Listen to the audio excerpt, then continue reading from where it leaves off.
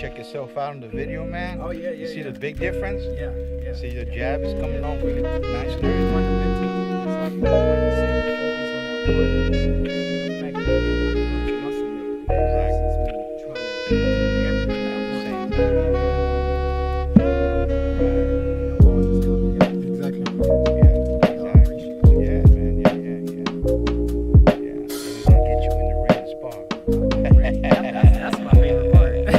I just want to be able to do it right, though, you know, Hey, that's because I've sparred before, and I've noticed, and you know, let's bring on this is a good conversation. Let's Yeah. For later. Let's That say- sounds good to me. We have a lot of fun with it. We had a friend of mine that I know very well. He's from San Diego, and he's into the sport of boxing too. And we did a podcast. Had it all on Spotify and all that. So it was a good thing. That's the goal. You know, Spotify. I'm trying to be bigger than Joe Rogan. That's the goal. Oh, yeah. That's the goal. Joe Rogan's cool,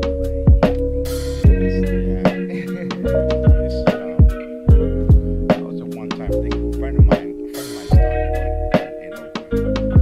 and he's got a really nice. He's got a just like you here, but the background he has it with what do you call this? A picture, and he has fans in the background. He has like a ring, so he's sitting down. He's got the fans behind him. Really cool. But his focus is more like boxing. That's what I was thinking. Thank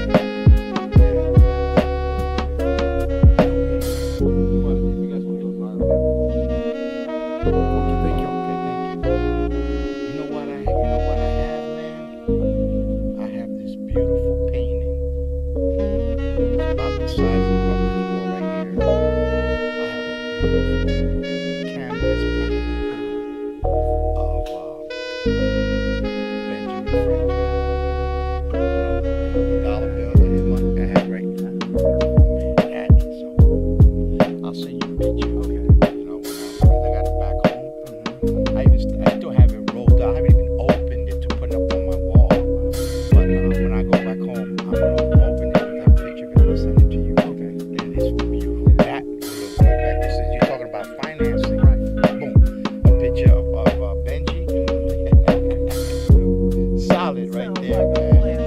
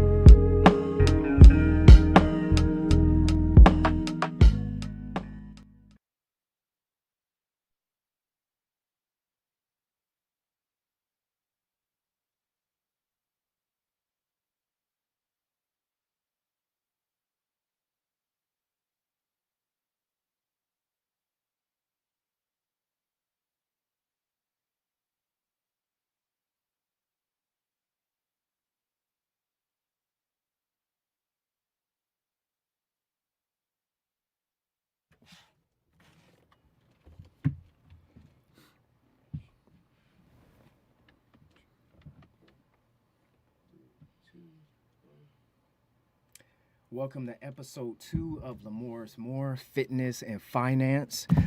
We have some dope guests today. We have trainer trainer and cutman, Yes.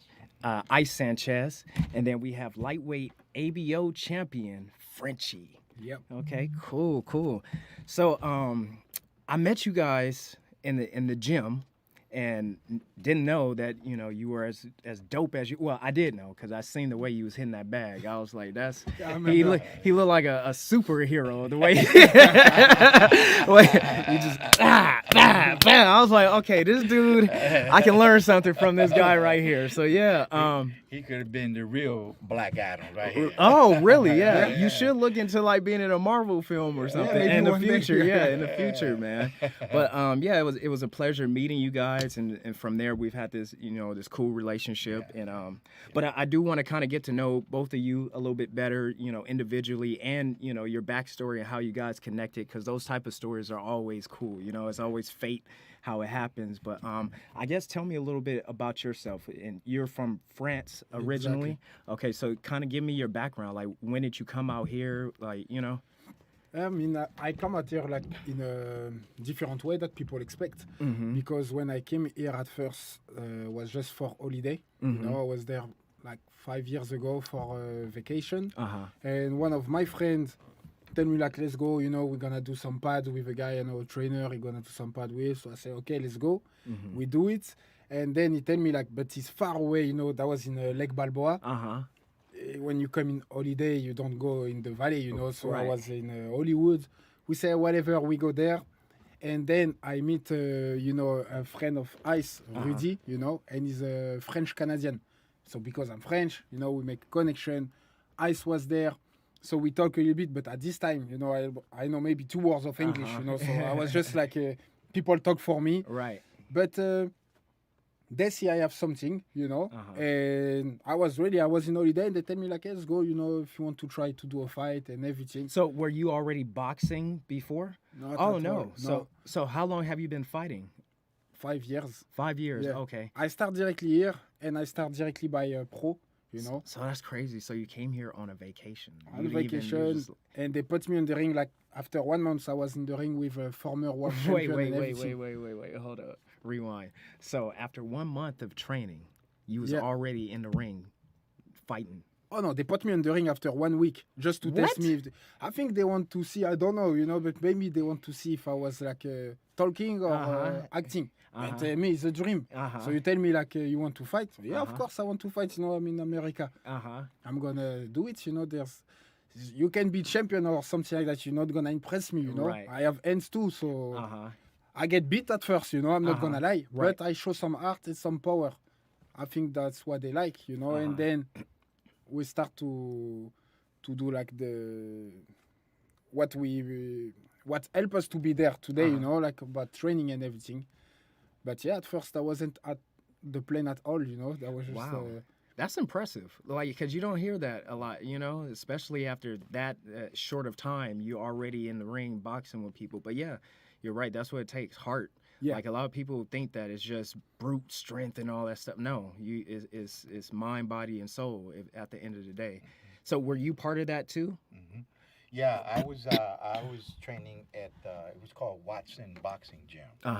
Watson is a famous person who is always in the ring when there's a fight in Vegas and all that. Real nice man. He's from Compton. Okay. And I went there to look at the fighters, and then that's when I saw Simone. And I liked his energy. I liked the fact that he was very serious, in the sport. Okay. But one of the things I was questioning myself is like, why would this man who's a model in France with a handsome face want to get into a sport like this? I was asking myself this question, man. But then I said to myself, and I saw myself with my own eyes, that this young man here, man, was very serious about the sport. You mentioned something a little earlier. I've been in this sport for over 30 plus years, and I'll be very honest, and I'm going to say it in front of Simone here. It is one in a lifetime that you will find a person or a fighter like Simone that is serious about a sport that he now loves a lot. You don't find that anymore in these days. Right. You know, it's hard to find them, especially a guy who's never had any amateur fights in his country. You know what I mean? And coming in to the sport of boxing. You know, normally you got guys starting at 8 years old. Right. Yeah. Way You up. think about like Mayweather. He's been doing it since, you know, he was, his father, the whole family is from, you know, a line of boxers, you know, so I get what you're saying. Exactly. And that's how I met him in the gym there. And we stay connected, he and I, you know.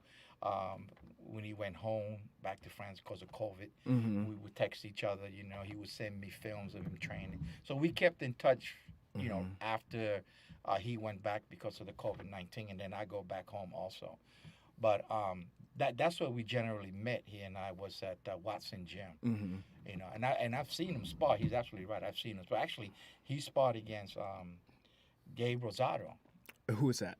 He's one of the, he's a fighter. He's fought Triple G and all that. Oh, okay, Remember that sparring you did with him? Okay. Yeah, and he became champion about maybe 6-7 months ago. He's fighting again, he's from Philly, but Puerto Rican, who lives here now in the Valley. So he's sparred a lot of top-notch people. Tell him you also sparred with Bival and But Bivol, after 1 year of boxing, you know, as per top. But I think is one part of here, you know, and one of the good thing here is like if you already in the town of boxing, you know, Los Angeles is one of the town of boxing, and you are with people with a good connection and credibility.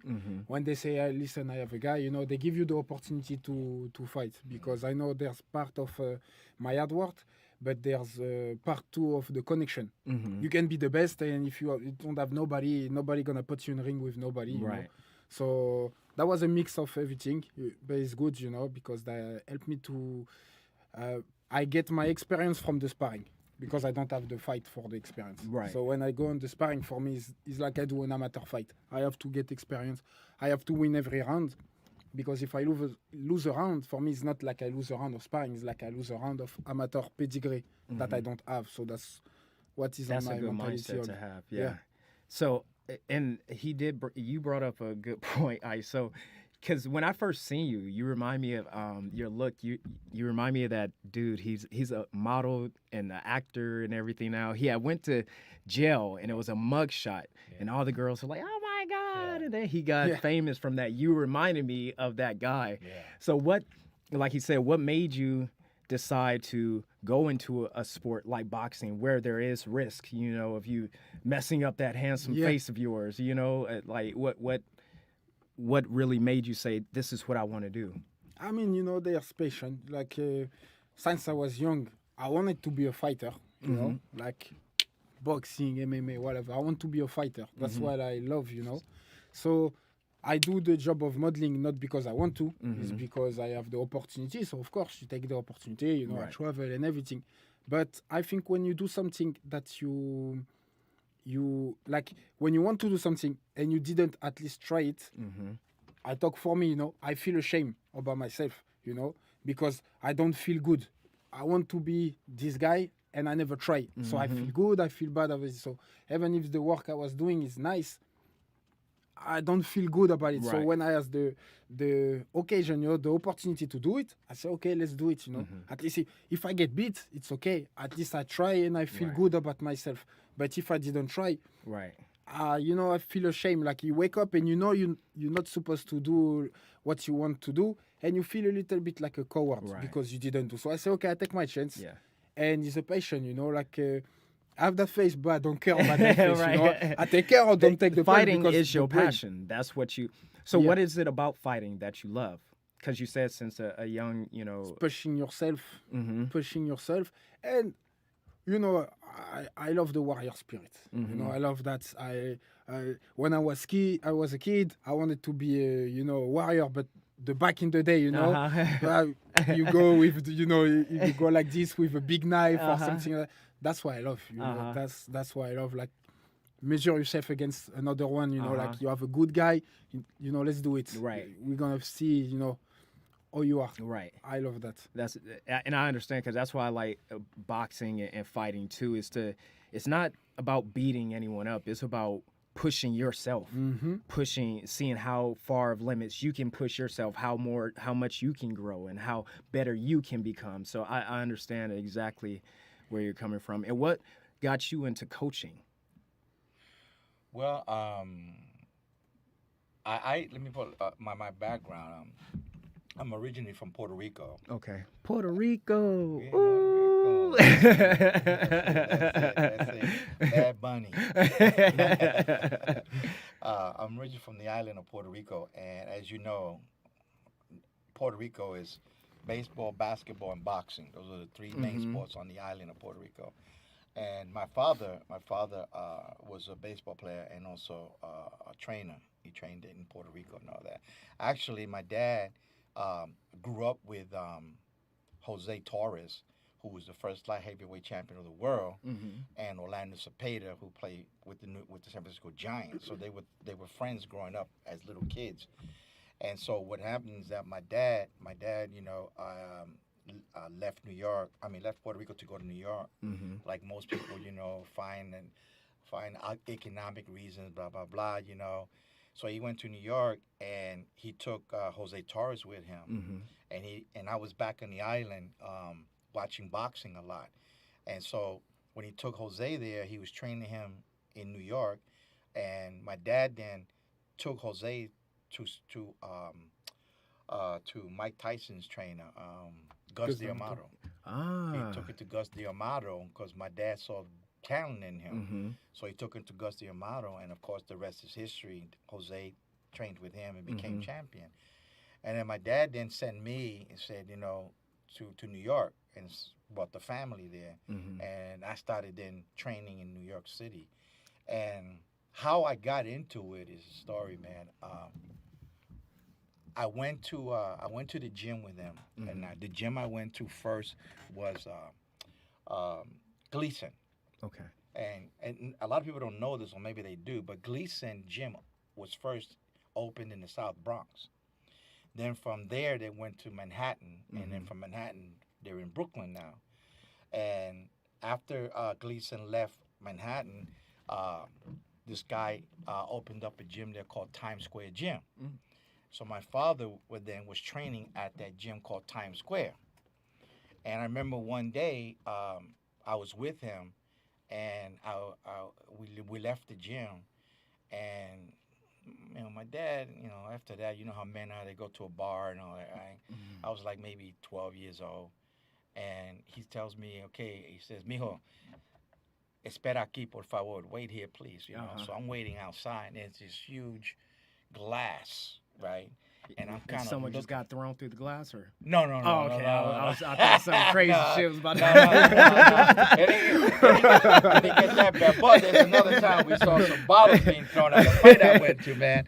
But the gist of it was that he kept me there, and there was a fight on TV, right? And I was looking at it. That was the beginning of my career in boxing. Looking at these two guys fighting, and I'm waiting outside while my dad is in the bar with his buddies having a beer, so forth, and I'm standing out there looking at this fight. And when he came back out, I said, Papi, I want to box. That's dope. And the rest was history. And that's like a movie. Doesn't it? Yeah, it does sound like one. Yeah. You guys, make sure you put that, because you're just starting. Yeah. It's about to be a movie. Yeah. And so from there, I started training at Times Square Gym. And Times Square Gym was the most famous gym in New York City. I mean, you had people like Ali would go there, Duran would go there, Alexis Aguayo and all that. And I'm there, training, hitting the bag, and I see these big guys coming in, man, George Foreman and everything. Wow. I'm like, wow, man, I'm here in the gym with some. Isn't that surreal? Stars. Like, it was such surreal. Hey, I'm sitting down looking at these big time fighters from the 60s and the 70s. You know what I mean? And so it was a beautiful experience. And then from there, I started getting into amateur fights, and I did some amateur fights. My first two fights I lost, and then from there on, man, I won 18 straight fights. Wow. And I won the Hispanic Golden Gloves. We had what we called the Hispanic Golden Gloves. I won that at 17 years old. I won that tournament and all that. And then I kind of got burnt out, and I decided, hey, I didn't go pro or anything, and I went to school, went to college, boom, boom, and then after I left college, I came back to New York, and from New York, I bought a one-way ticket to California, and then there in California, in Oakland, at the famous King's Gym in Oakland, was where I started my career getting back into boxing, and I was training fighters there and doing cutman work there, and I've been in the sport ever since. That's cool. Yeah. So both of you have that you've had experience boxing, and you've lost a few, you've lost just a few. How do you deal with the loss? I mean, the day I lost the fight is one of the worst feelings you can have. Like, really. I do sport at high level and lost, but not fight. I was doing a track, for 8 years. You lost, it's part of the game, Right. Boxing, when you lost, is something weird because when you lost, they didn't beat you in the sport. They beat you. That's it. Like this man is better than you. In mind of people, it's weird because we all like, outside is like a jungle. So I know this guy, okay, he's the alpha. That means That's an interesting way to so look at it. that Yeah. feeling in you is the worst you can have. You walk outside, it's like everybody know that you lost. They don't know you, but you feel ashamed. You walk, you don't feel good and all. But that feeling, I remember at first, I get that feeling, and that was like something that hit me by, inside, And on my team back in the day, there was two people. They were like Rudy, he was the main trainer, and Ice was the guy who was always looking, like everything going good, and doing the envelope and the cutman job. So he tell me like one thing interesting. He tell me like this feeling, keep that feeling, don't forget that feeling. Keep that feeling, keep that pain in you. Yeah. So I keep it, and when you lost something, the most important thing, I think, I talk for myself again, but never forget that pain. So you will never get that pain again, If you try to forget, put that in your past, you can get that again, because you forget the pain. Right. If you remember the pain, or you were ashamed about yourself, all that, you will never get that again, because even if you are the border to lost again, you're going to say, no. Because if I lost now, I know I'm going to feel, for the past months they're going to come. So I'm going to push and all that. So it's one of the worst feeling you can have, if I can say. It's one, you put all your life, in, like, maybe I don't do the good thing, maybe I'm bad, maybe everything is like people throwing rocks at you. But that feeling is one of the worst and of the best thing. Right. That make me a better fighter. I change everything. Right. I lost, I change everything. Yeah, I feel like in order to be a champion, you have to experience that. You have to, because it gives you that fire. It's like you said, I don't want to feel this again. So what do I have to do to adjust to be the best? And I've seen the video you sent me. You gave that dude some work. Yeah, that was pretty crazy. Yeah. And what about you? How did you feel? Mine was amateur.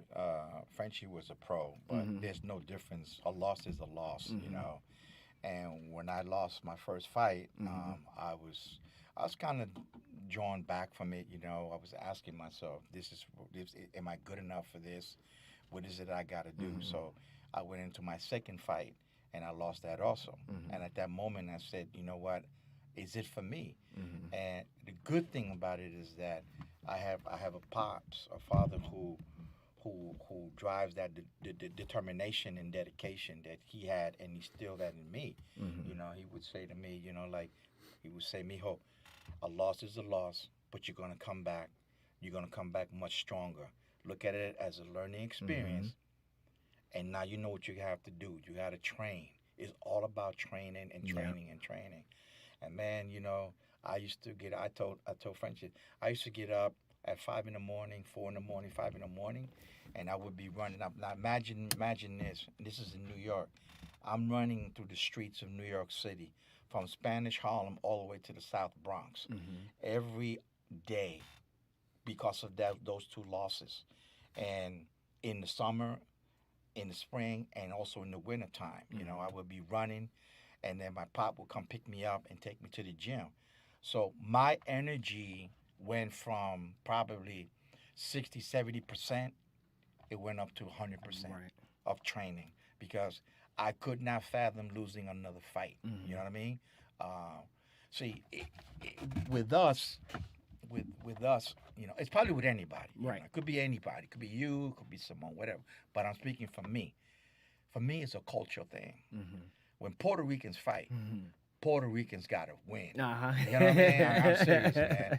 It's like when you see Mexicans and Puerto Rican go at it, you're gonna buy a ticket to go see these two. They're gonna get down. You know what I mean? And that's the way I felt. I felt, hey, I'm Puerto Rican. I can't be losing, man. I gotta show my people, especially in New York, because in New York City, you have a lot New of Puerto York, Ricans, man. You know what I mean? And New York is a cutthroat city. You gotta either eat or be eaten out there. Exactly. So from that day on, man, I was waiting for my dad at Times Square Gym, and then I would go upstairs, and I would be training practically every single day in and day out. And I was sparring a lot. I started sparring more and more.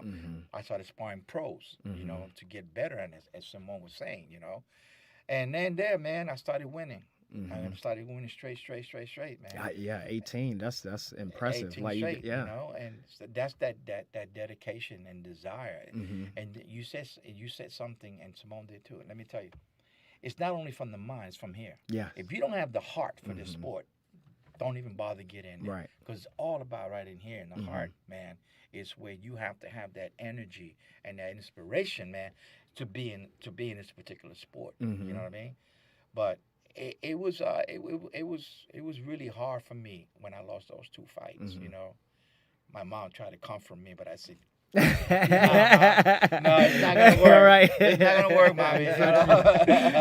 No. I got to get out there and run and train hard and all that. But that's how cool. it was for me. Yeah.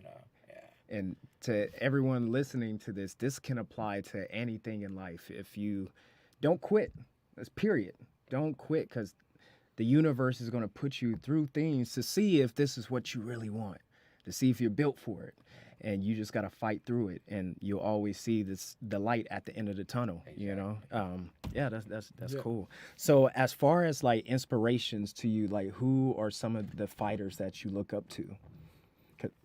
For me personally, I liked Muhammad Ali. Personally, because we got the same birthday, but I mean, but he, he's a dope fighter, Yes.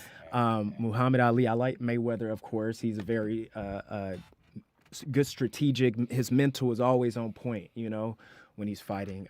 So who are some fighters that you look up to or inspired by? I mean, the fighter, not too much inspired, I just look more the skill, So there's some fighter, of course, Muhammad Ali, the way he move in the ring, especially for heavyweights, So I take a lot from him, I study, because it's a good thing we have YouTube now. Yeah. So you can study a lot.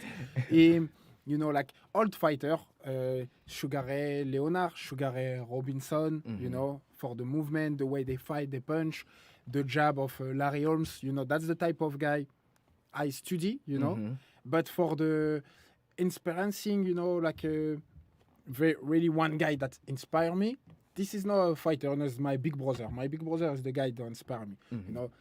Fighter, sportive, I look up about the skill, but for the inspiration, one guy that pushed me and I say, oh, I want to look like this guy is my big brother, not other people or something like that. So your big brother? Yeah. Okay, and your brother's a fighter too, or? He's not a fighter, Okay. he's a fighter in life, Okay, the way he that's works, okay. the way he fights That's on life for the family. I say, okay, That's dope. that's the one I want, like that's inspire me. Then I do my, my way to do it, but looking up to him. That's good. And how old is your brother? He's 34. Okay, so that's cool. And what about you? Who? For me, I have to agree. Inspiration, obviously, was my pops. He's definitely the one that got me into it and stuck through my career with him. But in terms of a fighter, definitely I have to say Sugar Ray Robinson. Okay. He was just an awesome fighter, man. Inside, outside. Bang, and a lot of people. Let me tell you one thing. A lot of people don't give credit to this man. Mm-hmm. I don't know what it is, but this man was a hell of a heavyweight. Rocky Marciano. He don't get no praise, man. We talk about fighters today and all that.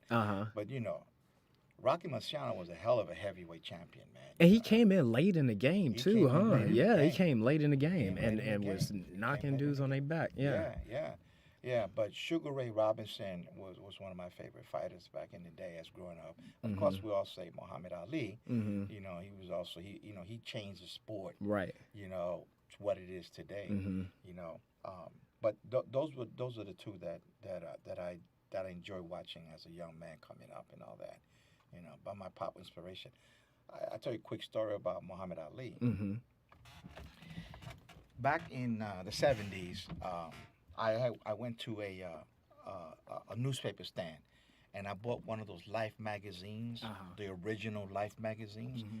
It was 25 cents at the time, Those were the days, man. Yeah, man. Yeah. 25 cents and $25 now. Like, damn. You can't even do the laundry. You Yeah. can't put 7 more, okay? Let me tell your audience, I'm not as old as you guys think now, bro. He just has experience. That's Exactly. I was just born too soon. There was no car before. Back in the day. He I like, was don't, with my he like, horse. he like, don't play me like that. No, so what happened was that I bought this magazine, and the magazine had Muhammad Ali in the picture. Right?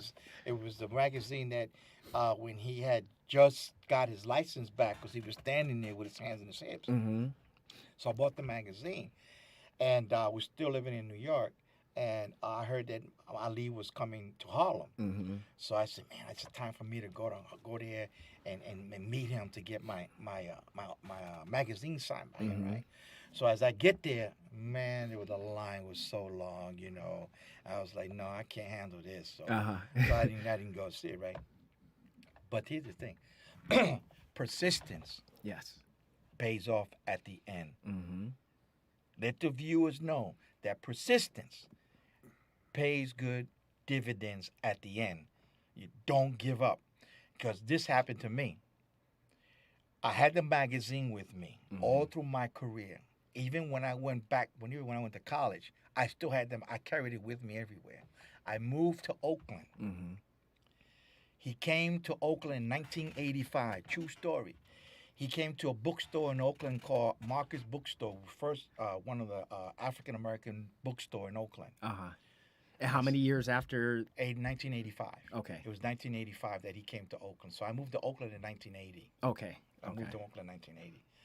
So I heard he was coming. So I got in my car, went the line. I said, I'm gonna get in the line this time, right?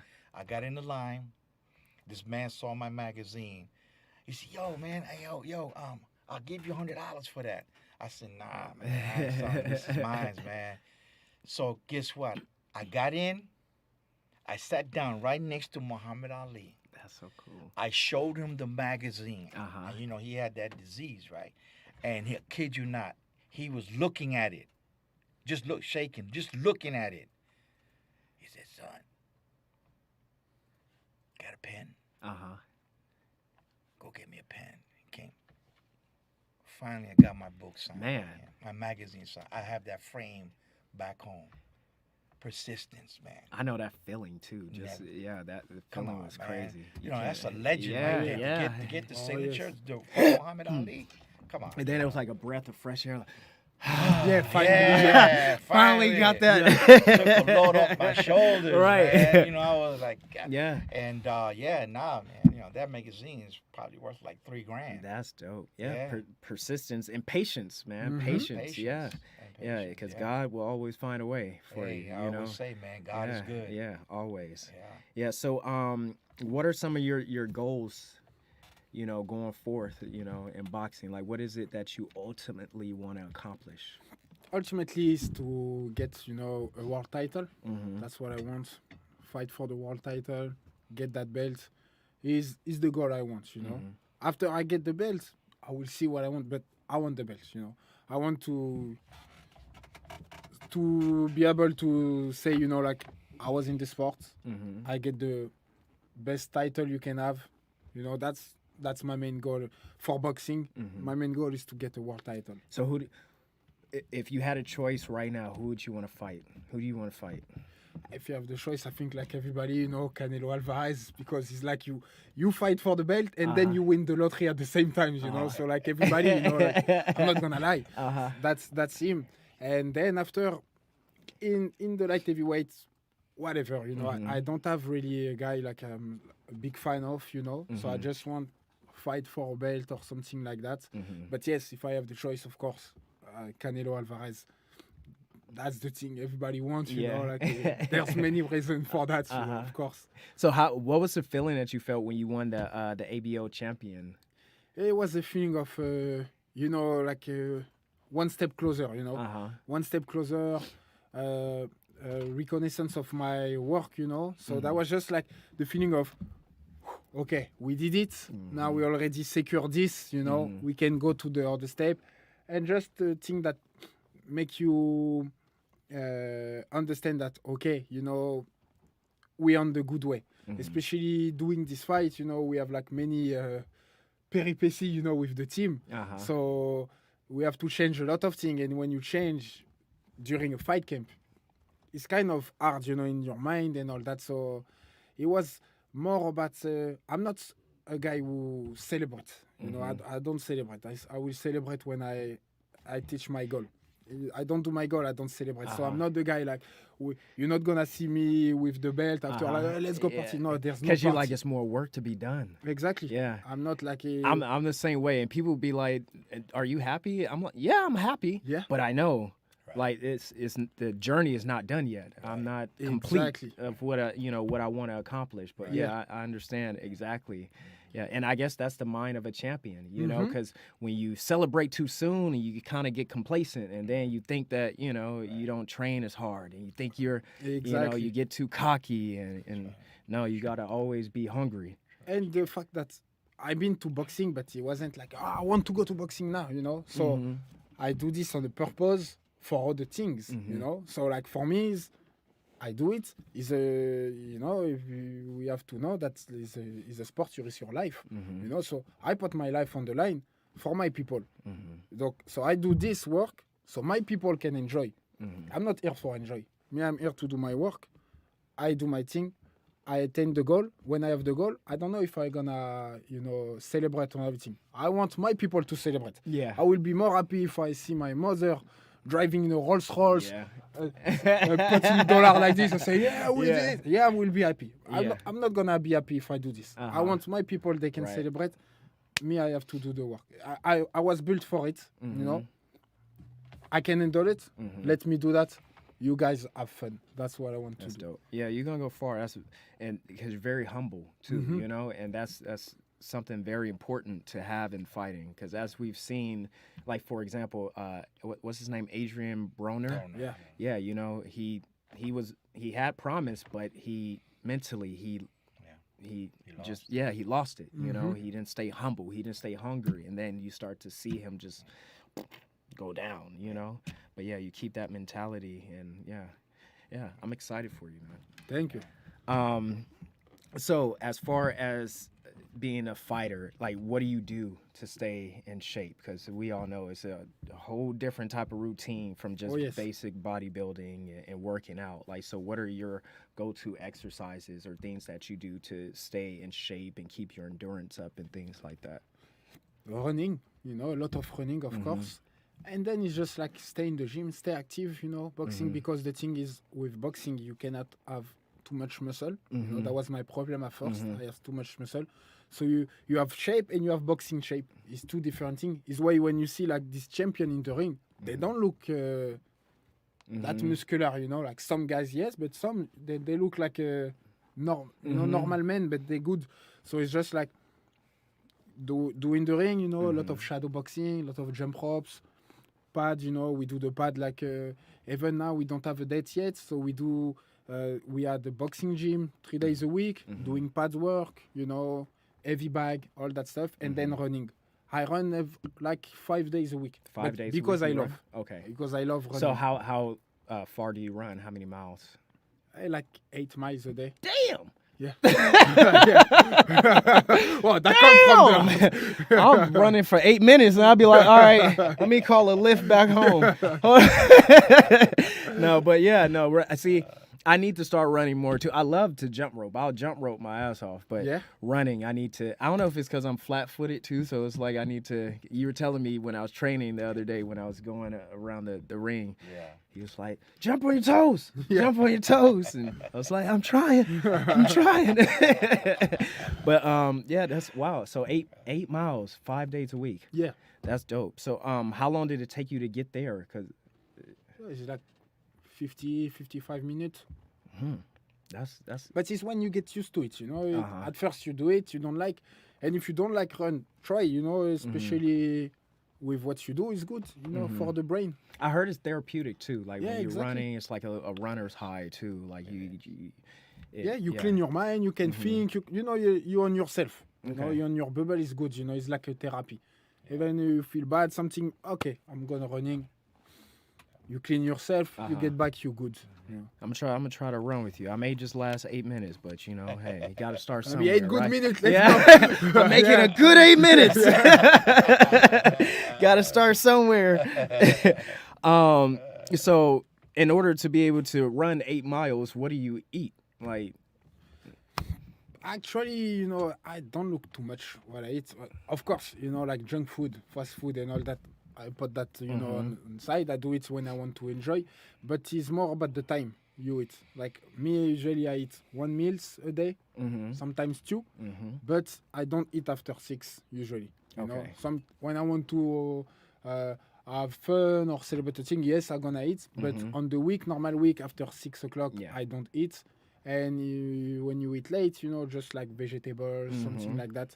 I don't believe too much in the diet thing because the problem of a diet is if you don't do that every day, when you stop, your body stuck the food. Right. So it's more like a way of living, the way of eating. It's a lifestyle. Yeah, to do like, because if you do a diet and you private yourself every day, you want to eat like French fries, and every day you say, no, I don't eat French fries, I do vegetables. The day you eat French fries, your body gonna keep it. Yeah. But if you say, okay, I can eat that, you know, but that not at this time, it's more a way of living, you know. Right. But It's all about balance at the end of the day. It's all about Exactly. balance. And that's what, you know, because I used to do personal training and I would have clients, they'd be like, yeah, can I eat this and eat that? I say, yeah, you can. But it's all about balance. You can't just overindulge. Once you start overindulging, your body is going to show, you know. But Exactly. you got to make sure you put in the work, too, if you're going to eat those type of things. And people don't understand the importance of fasting. You know, so you don't eat after 6, and then the next day, about what time would you eat? usually the first meal I eat, it's like 3 o'clock. Okay, yeah, same here. We have similar eating schedules and patterns, and I learned too that fasting for so long, like for example, I think after 18 hours of fasting, your body starts to produce growth hormone. So that's why you're able to not eat as much but still maintain mass and energy, because your body naturally releases growth hormone, and then after 24 to 48 hours it strengthens your immune system. And a lot of people don't know that, you know, from beginning of human existence, like fasting was very important. Yeah. They say if you're starting to feel sick, don't eat, fast, so your body can start to repair itself. But that's cool. So as far as what you eat, what's your favorite food? Like, what's your favorite health food?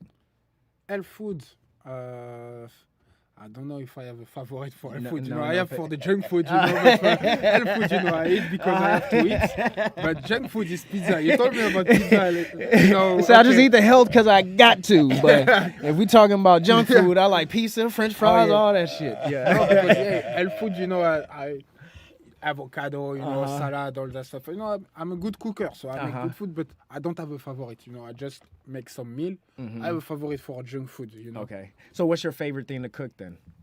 favorite thing to cook is the crepe. Crap? Crepe, you know, yeah. Oh, crepe. Yeah. Crepe. Oh, okay. I was Yeah. doing this I for like like crepes. Yeah. almost 3 years. Okay. by work, you know. Oh, okay. So yes. So you gotta make me some crepes because I like crepes. Yeah, they. If I make you some, man, you're gonna lose your shape. So you don't want that.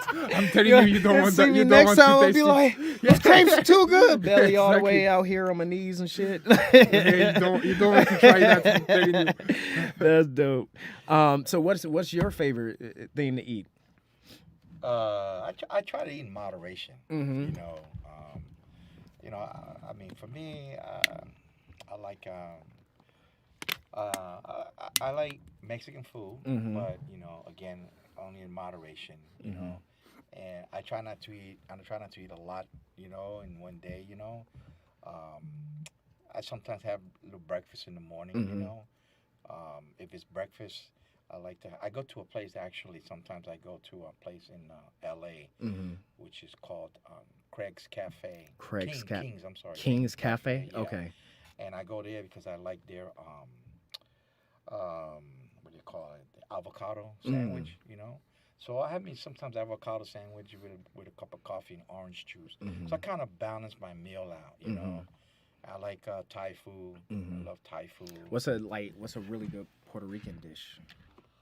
Oh man. So someone who's never had Puerto Rican food before, Man, what would be that dish that you recommend? bacalao guisado. What? How you say that again? Can you rate it because Macarena, Maca who? Say that again. It sounds nice in Spanish. Yeah, you made it sound way better than how I tried to pronounce it. No, it is a mix of codfish with you bake the potato, Okay. codfish, olives, and then obviously you cook the codfish and all that, and baked potatoes cook. Then you have olive oil on top of it. Mm. That's one of my favorite. My mom used to make that for me. Okay. That's- So when I have you back on the show, you gotta bring a dish. I'll bring a dish of bacalao guisado. So Okay. All right. Yeah, I want to try it. You make it sound so good. Codfish is one of the best out there. It's expensive. Uh-huh. A lot of Argentinians eat codfish also. Mhm. But that's one of my meals I like. But like pizza, and all that. But I kind of balance it out. Mhm. It depends the day too. For me, Mhm. one thing he didn't mention is that we get together Uh-huh. and we have Taco Tuesdays. Yeah. Exactly. Well, today is Tuesday, so what's popping? Yes, today we go at nighttime, like Okay. 9:30. We come, Yeah. we get together. Okay. And we go to this special truck down in the valley that I know. Okay. Makes good tacos. And so Simone and I spend a little time Uh-huh. in the evening having a Taco Tuesdays and all that. But that's basically what I like to do. I used to run a lot too. That's one of the things I used to run. I mean, as a fighter, as Simone was saying, as fighters, that's one of your routines, Right. running. And when I was training as an amateur and all that, I used to run like 8 miles, sometimes 9 miles a day. So running was something that I loved doing. Mhm. And it's true, it's a mental thing too. When I moved to Oakland from New York, where I used to live at, there's this lake in the middle, Mhm. and it's like 3.25 miles. And man, I used to run that lake 6 in the morning, go to work. I didn't eat lunch. I would go home. I run at 12 o'clock. Mhm. Go home, shower, go to work, get out of work, and then at 10 p.m. I go out run again. I would run at least 3 or 4 times a day, and it was just a mental thing. It was a way. It's a good way for me to. It was a more like thinking my day. And getting myself together. So I used to love running a lot. I don't run as much now as I do. Because my mom told me, hey, walking is just as good as running, But I used to love running a lot. That was one of my things I used to love doing, was running. And so in Oakland, like I said, I used to run this lake, And I remember one day, man, I was running this. I told this guy the story. This brother was like his height, 6 something, but was a little thinner. He had long legs, and he would be running the lake. Mhm. So one day I come out of my apartment and I'm running. I see him. I said, "Yeah, I'm gonna run with him." Uh-huh. So I started keeping up with him, running, Uh-huh. keeping up. I said, "Yeah." He looks at me over And he looks at me again. And he looks at me one more time. He said, "Okay, brother, I'm gonna take you now." Man, I don't know what gear he put it on, but he put it like on third gear. And he shooting. And I was like, "Oh man, forget this, man." But I kept up with him to a quarter mile. Okay. You know, I kept up with him a quarter mile, man. But that was good because he was, it was fun running with him. Right. And he kept me at pace, Right. which was good. You know what I mean? Because sometimes running, it's kind of, I'm not going to say it's boring, but sometimes, I'm gonna say it's boring. That's why I don't. That's why I don't be running as much. But it's a lot of, yeah, it's mental. it's But then mental. too, when you have music too, it does make it a little bit. Makes a big yeah, difference. it makes a big difference. Yeah. Yeah. So it depends what you're trying to get out of it. Like if you're just going to be in your mind, then you go without the music. But I find for myself that running with music, I'll be running to the yeah. beat. And Yeah, shit. exactly. People probably be looking at me like, "Damn, look at this guy dancing and running and shit." But yeah. This is something. When I was in New York at the time, when I left, I finished college, I went home and started working in New York. And this is a true story. People tell me, "Why did you move to California? I mean, what was your reason and all that, right?" Yeah, because you were serious. You bought a one-way ticket. You were like, "I'm not coming Remember back." the story I told you? Yeah. Yeah. I got off on Rockefeller Center, Mm-hmm. and I went to the travel agency, and I said, "I want a one-way ticket to California." Mm-hmm. And man gave me 4 days later, I'm on a plane coming to California. And it was like, I was in the subway. Mm-hmm. And right there, man, it was hot. I'm like, no, man, this is not happening. Man. This is not happening, man. It's hot in this here, But I've always wanted to come to California. It was always somewhere, a place that I really wanted to come to. Because, we're in New York City, cold weather, you know. And It's extreme out there. It's either really cold or it's... Because I've been out to New York in the summer and during the winter. In the summer in the subways, oh my God, I couldn't get the sweat off of me. As soon as you wipe it off, it's right back. And it's right back on. Exactly. Yeah, out here it's more of a dry heat. It is. So, I said, yeah, man, this is where I want to be at, Mm-hmm. As a child, I used to watch USC play against Notre Dame. Mm-hmm. And, when USC was playing, TV would pan, "Oh, this is Venice, California. This is Manhattan Beach." I'm like, whoa. That looks like Puerto Rico. Yeah. And, that's why I always want to come in. And I'm kind of glad I did come out here, you know. It made my life here, made my career here. Mm-hmm. So it worked out really well for me. Yeah, those are my stomping grounds, like Manhattan, Hermosa. That's where I used to, while I was going to school and stuff, that's where I used to hang out and stuff like that. So I guess you call me, a beach boy or something like that? Not really, but... A surfer? No, definitely not a surfer. I tried that one time, and it didn't work out too well at all. I tried to surf. I was going to El Camino College, and I tried to go surf with some friends. Mm-hmm. I don't know why, because I wasn't a good swimmer. So, but when you're with your friends, you're like, all right, I can't be the scared one. So I go out and try to surf.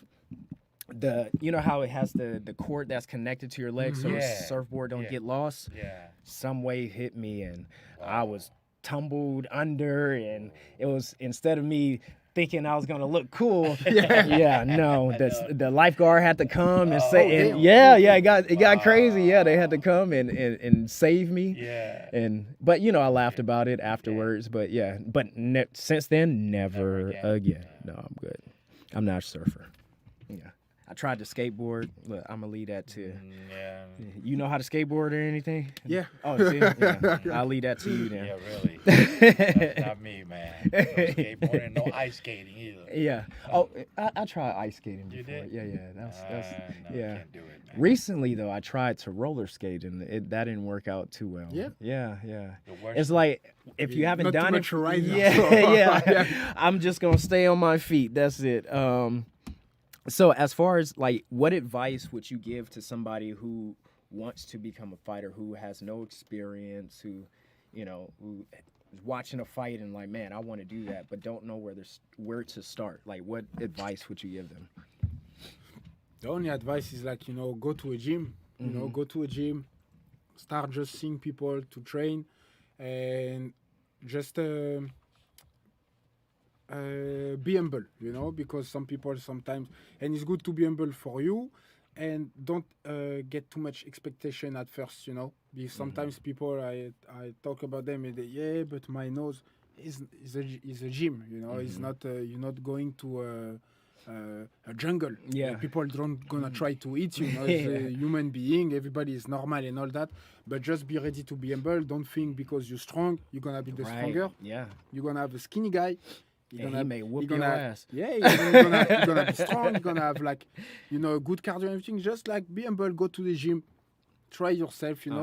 And trust on yourself. Don't trust on the people. Don't trust on what they say. Just trust on yourself. Go in the gym.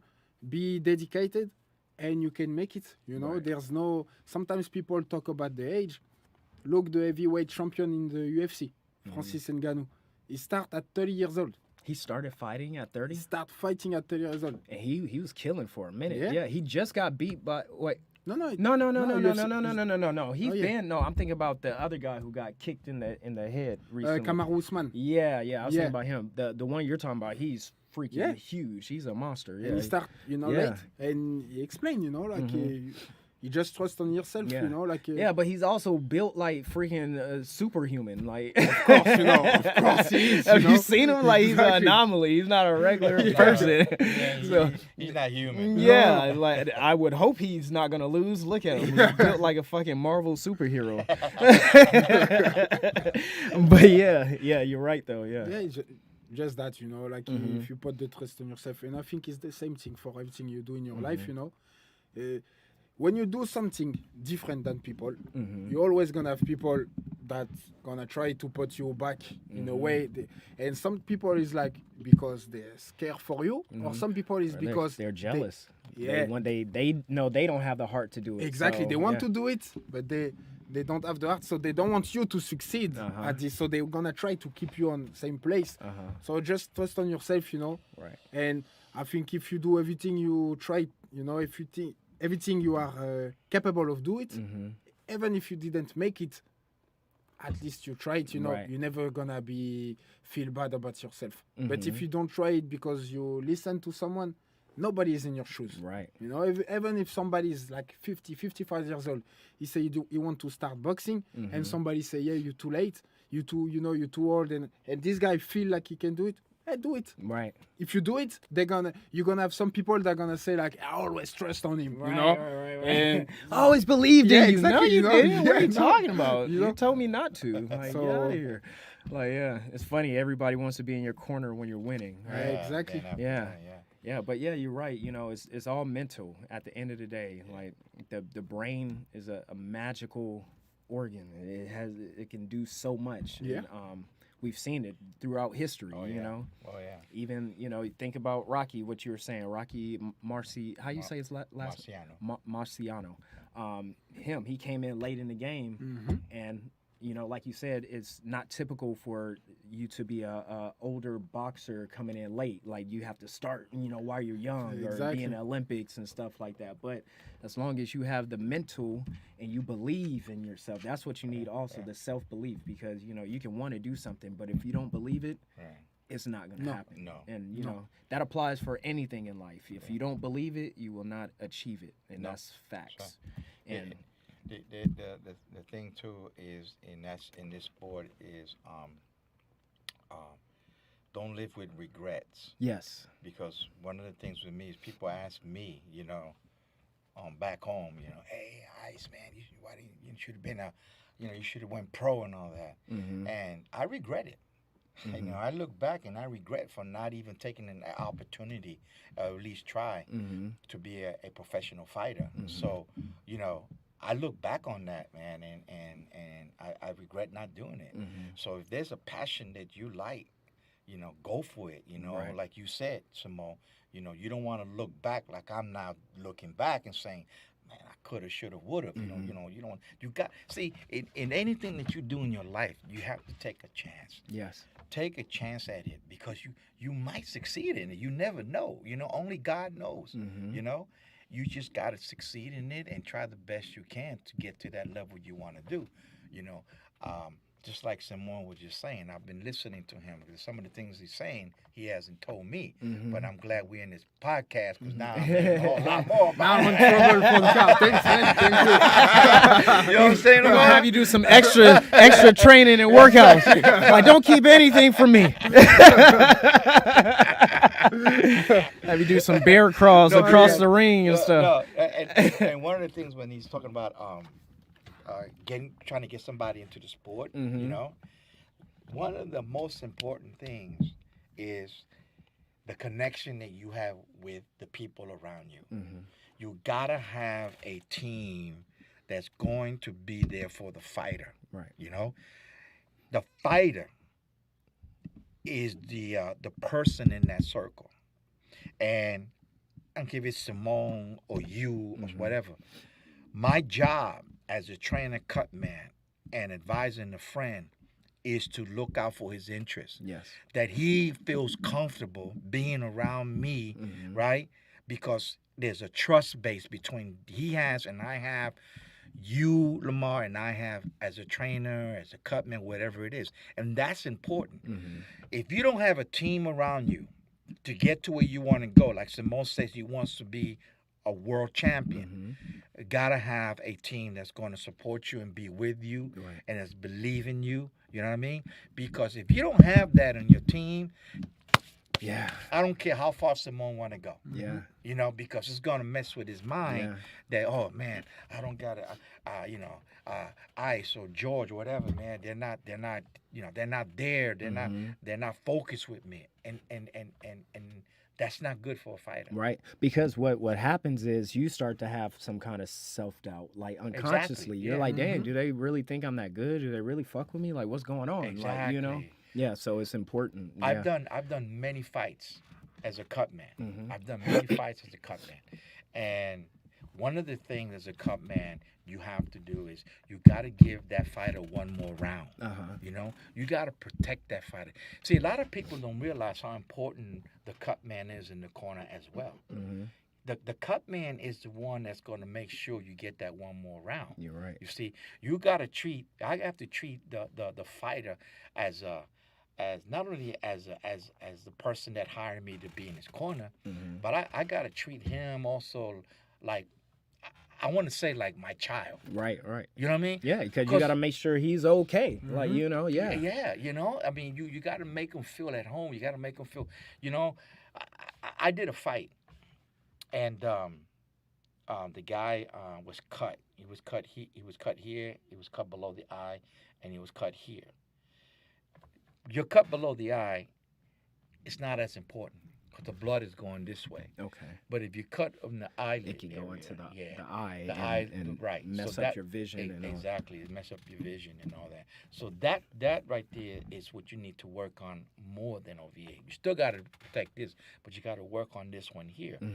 And the guy had a nice deep cut here, you know, and I was using all the equipment I had as a cutman, and I started, you know, putting the pressure, using what we call adrenaline 1000, you know, which helps stop the bleeding a little bit, so forth. And then you put Vaseline. So every round I was doing that, and plus I was putting ice on there. Well, to make a long story short, man, doctor came in, looked at it, asked me, Ice, what do you think? I said, I think we can go on, we can continue fighting. That's my word to you. Anyway, we went all the way. Bro, got on the car. The guy won the fight. That's good. The guy won the fight. You know what I mean? It's protecting the fighter, Right. man. It's being there for him when they're in that ring, and that's the trust, you know, that the fighter has with the trainer, the cut man. You know, those two people are the most important. And after the fight, and we're in the locker room, man, the guy comes up to me and he says, "Ice, man." He gives me a hug, man. He said, "Ice, man, thank you. You protected me, man." The manager comes over. I got paid, right? Manager comes over, gives me an envelope. And I'm thinking there's a letter in there, like thanking me. I opened it up as an extra $1,000 cash. That's dope. On top of my That's fee. dope that they appreciated what you did, you know? Exactly. Yeah. You know why? Because, you know, earlier you said about what does it take, you know, in this sport for money and managing and all that, you know. The manager's the one who puts out the money for the fighter, right? And so this manager said, hey, you know, this guy Ice did a great job for me. I'm going to pay him, Right. you know, because he knows I did a good job. He's going to call me back the next Right, time. right, You know right, what I right. mean? And that's the way it is in this sport, you Mhm. know. And so that And trust. you didn't do it for the money. You did it because you No, had pride and no. you know and protecting the Well, the fighter. $1,000, I didn't do it for that. You know, but the fee for my work, I have to get paid. You Right, know what right, I mean? right, right. Because all the equipment I have I have to buy it, right? But the $1,000 was I wasn't thinking about that. He just did that just because I did such a great job. You know what I mean? And next you know, I get another call, man, to work his corner and all that. But going back is that trust that the fighter has to have with the people around him. And I think and I think that I say this now in front of Simone. I think he and I have this relationship, you know, of trust. He trusts me, I trust him, Mhm. you know. Sometimes, man, my wife, I think I told him this, man, my wife says, do you have another son? You know? That's dope though. You know? Because that's how Tyson and Customato were. Exactly. And as soon as when he died, that's honestly when Tyson's career kind of took a turn because the people in his corner after that, they weren't trustworthy. Well, it was like Don King and all these other people who were now just about his money. They weren't about him. Right. Him, you know, being a good fighter and him living his best life. They were just all in it on some greed type shit, you Right, know? right. So yeah, that's No, is very it's important. And you know, to me, look, man, look, honestly, if I don't want to do this, Mhm. I don't have to be here. I don't have to be with him. Mhm. He can go with somebody else if he wanted to, right? But one thing about me, I love the sport, Mhm. right? I love doing this sport. I love what I do, right? And I enjoy being with this man right here because I believe in him. If I didn't believe in him and what he's saying right now in this podcast, I wouldn't even be sitting here right now. But I believe in him and I believe his goals and what he wants to do. And one of the things he said was for his fans back home and his mom. That tells me a lot about him as a fighter, as a man, and as a dear friend. He's not doing it just for himself. Right. He's doing it for his country, his people, and his mom, which is that's what we fighters are supposed to do. That's where the heart comes from. And that's where the heart comes from. Exactly. So for as long as I'm here, as long as I'm training him and we're working together, we're going to fulfill that goal of him becoming a champion. And it's going to happen. I know it's going to happen. That's how dedicated and that's how I believe it heart too. he has The in way his I seen him hit that man. bag, yeah. He's about Well, to- you know, yes, but not only that. I say to him, hey, that's enough. I'm going to do one more round. That tells me something Right. about the man. Right. You know what I'm saying? he loves 4 it. rounds, Yeah. he'll go and do 5 rounds. Oh, let me do one. You know, that shows me and also himself that he wants to do this. It's very rare, and I tell you, I've been in the sport over 30 years. Very rare do you find a person like what Simone. The only person I know, 12 years old, when he trained at King's Gym was Andre Ward. Andre Ward was a very dedicated young man in the sport. Never lost a fight as an amateur. Dedication. Proven fact right there. Well, you got a good team, good energy. Yeah, you guys. Yeah, I'm excited to see what's about to unfold for you two. And you gonna be part of this team Oh yeah, too, man. you already know. You already know I support you, man. Yeah, from the first time I seen you, I was like, oh yeah, you got one on your hands. And then just learning about your dynamic even more is beautiful, because it's all genuine. Yeah. Because you do meet a lot of people who are just in it for the business. Right. It's not a genuine connection with the trainer and the cut man or whoever may be on the team. Is all about this, Right. And you guys are way more than that. And let me add to what you're saying right there. One other thing is this, and Simone knows because I told him this. Look, besides being the trainer, I'm his friend first, Right. trainer, cut man, and I'm his advisor. And he knows that. Let me tell you this: if there's a situation where we're talking money or whatever it is, or a fight and all that, I go to him. He makes all the decisions. Mm-hmm. I don't make them. I bring it to him. I say, Simone, this is what do. What do you think? Mm-hmm. And he makes all the decisions on this. I don't make them for him. I'm just there to listen because I've been in the sport for years. I know it's. Let me tell you something. Boxing Mm-hmm. can be a rough, cruel. I've witnessed. You Yeah. know. I've heard the stories and followed fighters and you know the things that they went through. Yeah.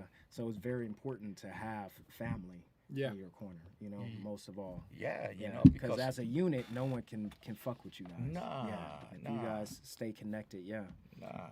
So what would you say is your best moment so far in boxing, aside from winning the champion, the ABO champion belt? That was the first fight. Okay. First fight was the best moment. Okay. Definitely, because you never fight. They make a big thing of it, the pressure and everything. And for my first fight, so I'm the guy who never fight a day in his life, and then bring me a guy who got like in boxing, he didn't get a lot of fights. He get 3 fights, but he got like 40 pro MMA fight. He was fighting in the Bellator and everything before, and that was my first guy. So one against like a tough dude, that was like my best moment in boxing by far. So would you ever do MMA? Yeah, before. Oh, Yeah, I okay. was doing MMA in France when I was doing Oh, this. so we you were called that- already doing MMA? Yeah, but Oh, we okay. call that pancras. So I was doing this in amateur because in France, What is it called again? pancras because Say it again. pancras. Pancras. Yes, but I don't know how they say it here, but because it's like MMA, but on the floor you don't have the right to punch because before that was illegal MMA in France. So we were doing this, So I was doing that, but you need to have like strong bones, to do MMA because you get a lot of injury. So I get a lot of injury. I say, okay, I can't do that. I He's can't. like, no, I want to stay injury free, Yeah. injury free. Yeah. Not too much about that. It's just like about training. Right.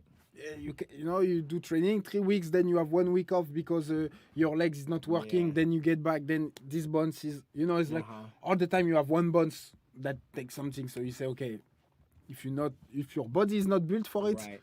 don't push too much. Right. Okay, Yeah. you Don't- tell you don't you force can't. what's not meant. Exactly. Yeah. Right. Yeah. So, hey, righteous one, do you have any experience in boxing or aside from the mean streets of LA?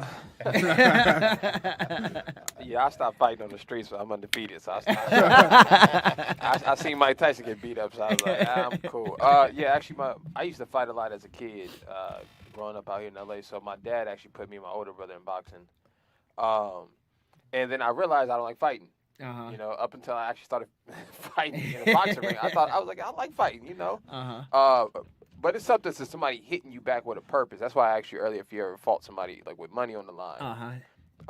And you realize real quick that size means absolutely nothing. Oh, it don't mean It has anything, nothing yeah. to do with a fight. It's only in your mind, But yeah, I was pretty good until my boxing coach. He was like, "Oh yeah, you should take this a little more serious," and he put me in there with somebody who took it serious. I was like, "No, I don't take it that serious. I'm gonna go stick to basketball. It's not really my thing. You know what I mean?" You took it more serious than me, so I guess I wasn't that serious. Yeah, I'm not. Yeah, I think you have to. I don't know. You got to be wired a certain way to enjoy. I think hitting somebody. Yeah. And then to not mind getting hit. I think the natural human instinct is to not want to be, Yeah. punched at all. So, Right. shouts out to you, brother. So yeah, how is that also like after the fight? Because there are some dudes that you're gonna beat who are like gonna be upset and they take it personal. So how do you deal with that? Like, I don't have to deal with it, Right. Actually, like all the people I fight with, we in good terms. Some people are my friend, we fight. Hey, remember when I whooped your ass? Are you better now? Yeah. All right, cool. Let's go another round. Let's go fight. Let's see how better you are. No, but because you share something, different with these people. You put something like you're not gonna go in boxing if you have opportunity to do something really good with your life in other way. Nobody got good in his mind gonna say, okay, I'm gonna go in this ring, put my life on the line with this dude, but I can be on finance and all that stuff Uh-huh. and do, more money with it. Nobody gonna do that, If you do Unless this, unless you really just have a passion for the sport. yeah, but you can have the passion in the gym, Yeah. And when you're gonna be there, it's different when you go with someone that trained 3 months, 4 months only to beat you. Yeah. Like he only train, eat, sleep just to beat you.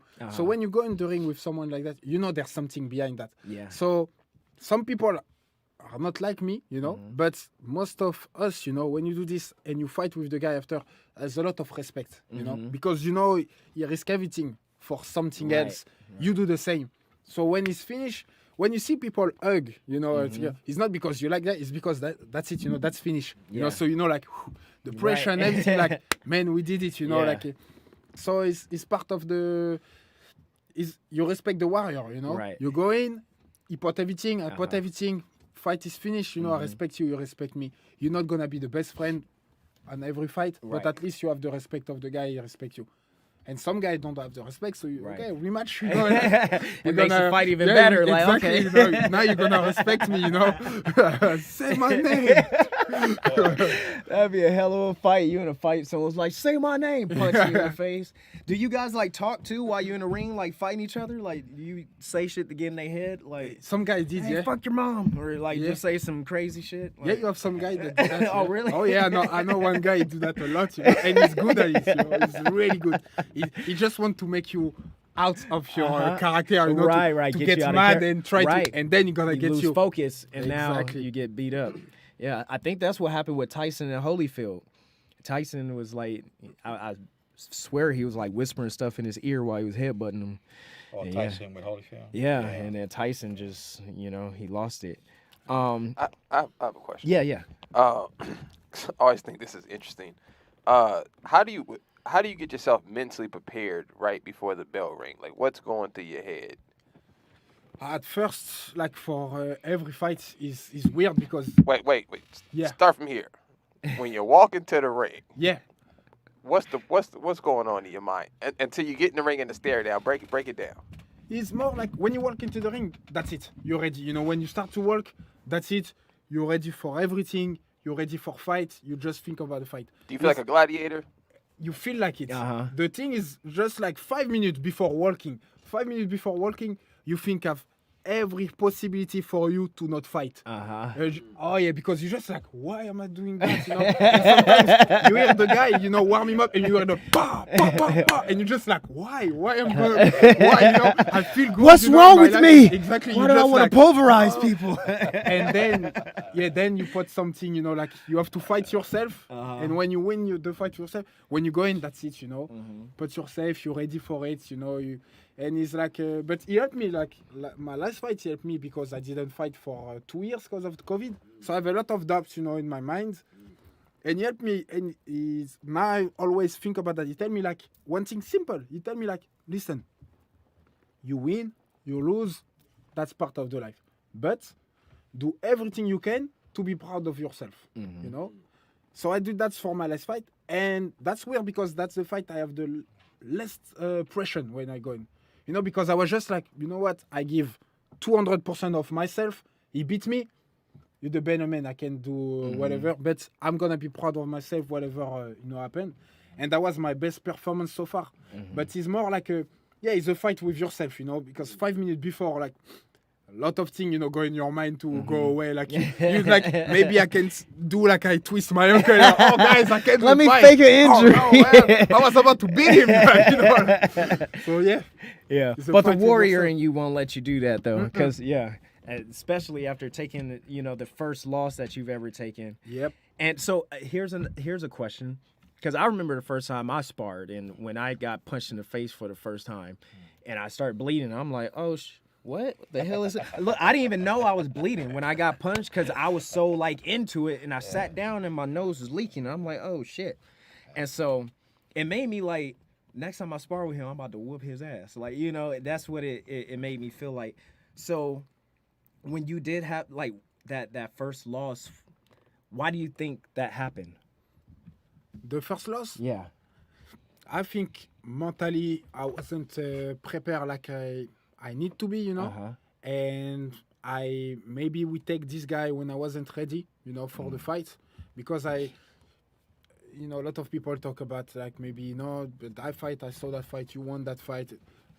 I want that fight or I don't want that fight. Actually, I don't care, because I lost that fight on the paper. Oh. And Okay, so it was scored on paper at the end. It wasn't like a knockout or no, anything? and Okay. that was like a side decision, Uh-huh. But the thing is just like my mental wasn't strong like he was now, and I think it was part of the journey, because between that loss and the next fight, my level go up like this, Right. So it was part of the journey. I take it like this, I take the pain. It was part of the journey, but there's no like. If you won, it's because he was better. I always take like this. I'm not gonna find excuses or something like that. He won. He's the better man today. Tomorrow is a different day. I will be back, different. And that's how you become better. No excuses. You find what you did wrong, what you can improve on, and you just become better. Those who Exactly. always have excuses is like you're you're not being accountable for yourself, Exactly. Exactly. Yeah. So Exactly. yeah, that's cool. So we all know boxing is a business. So what are some things that you've learned business wise, in the sport of boxing to accomplish what you guys have so far? Like what's some business, tips you would give to someone who doesn't know the business side of boxing? Well, one thing about boxing, they call it poor man's sport. Mhm. You could be coming out of prison and become a fighter and win a title. Mhm. You could be, like he said earlier, you could be 30 years old, come in and become a champion. Mhm. Sergio Martinez started late. He used to be a soccer player. Mhm. Came in and won. But in terms of the money situation, on that, you really have to have someone to back you up, to have the funding Mhm. to back you up for your career, And that one person is a promoter. Okay. The promoter is the one that would help you get to that point. You know what I mean? Get you the fights, pay for the fights for you. Mhm.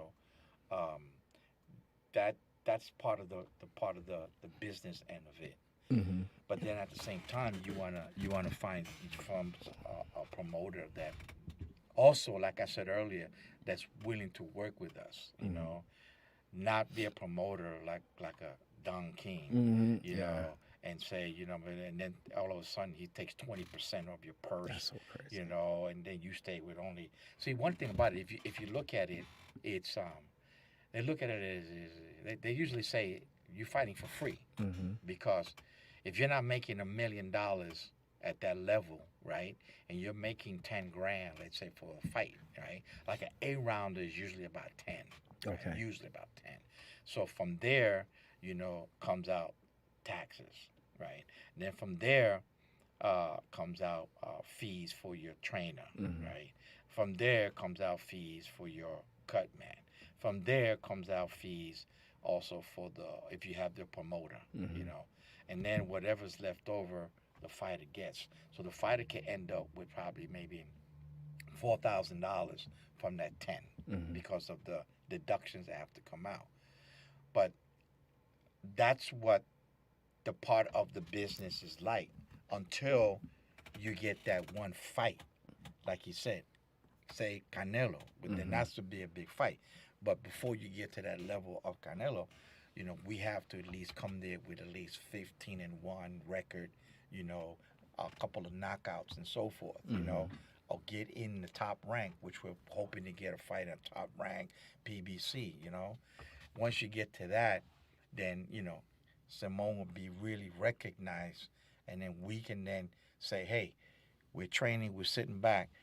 As an example, let's say Bival's the champion, right, like heavyweight. They see that, hey, this young man here has got some records, but we can go in there and we can negotiate a fight, 8 rounds, 10 rounds, let's say, and then that would then bring up the money to maybe $100,000 or whatever the case may be. So it all depends. So in this sport, you can make your money, but it's gonna take a while to get to that level there.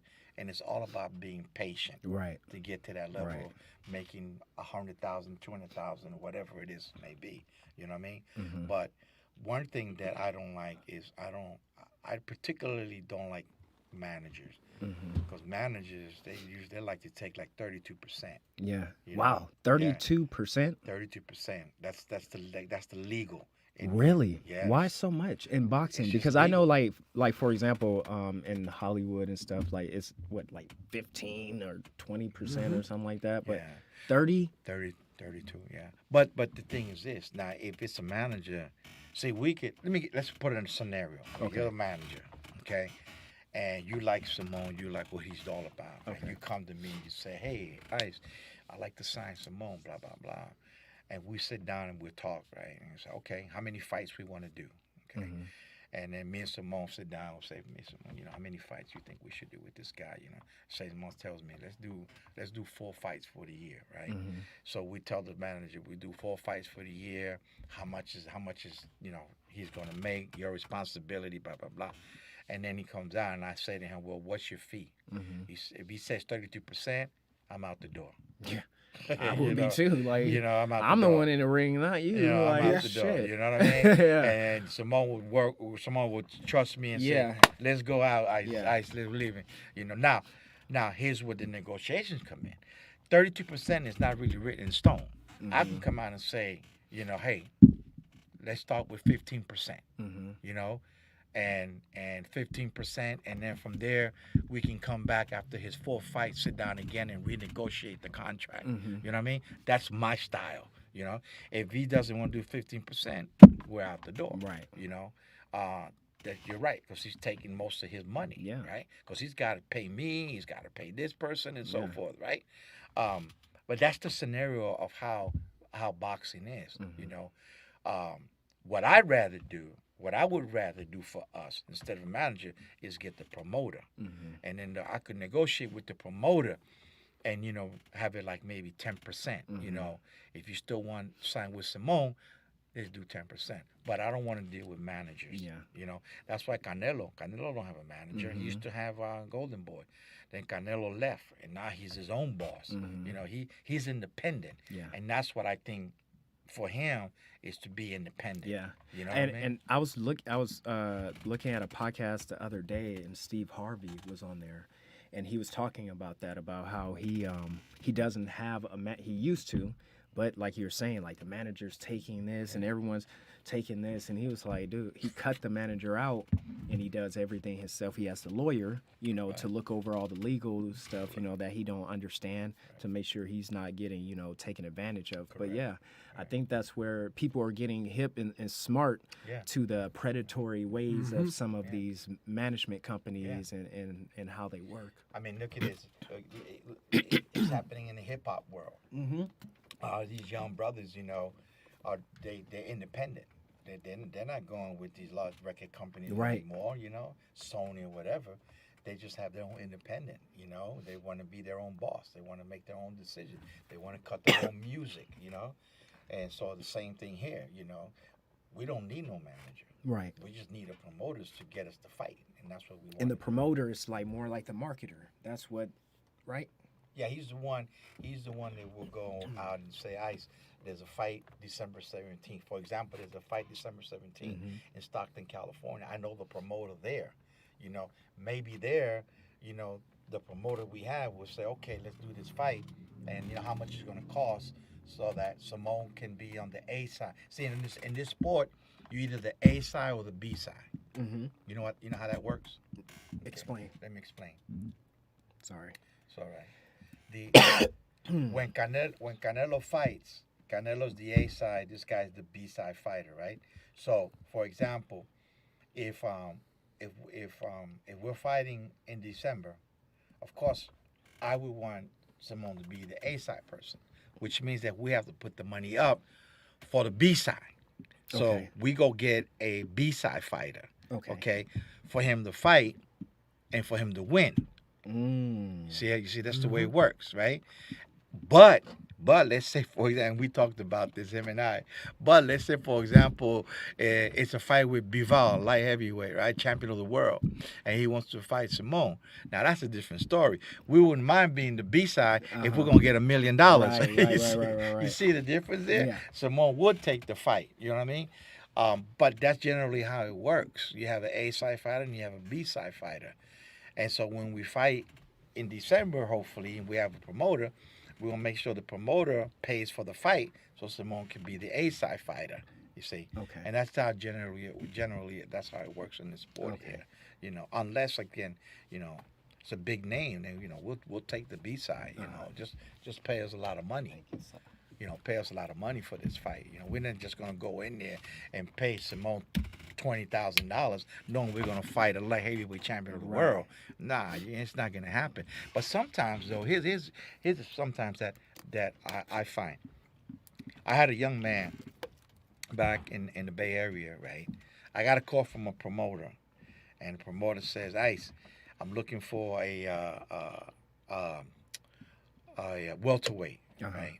And this was under the card of Canelo Triple G, the first one in the T-Mobile Arena, right? So I said to the guy, "Okay, who's the guy and how much they're paying?" He says, "It's a 4-rounder and we're paying $2,500." And I said, "Well, give me the name of the guy he wants to fight." And so it was a guy from Europe. European fighter. European fighters come, man. They got 200-300 amateur fights, man. So he's gonna be good, even though he has only one pro fight or two, right? And so the guy had like 3 pro fights, and the guy was already was a national champion, Golden Glove champion in the Bay Area. So I said, "Hey, man, I got us a fight. You know, they wanted it's under the undercard, blah blah blah. How much are they paying?" I said, "Well, it's a 4-rounder. They're paying 25.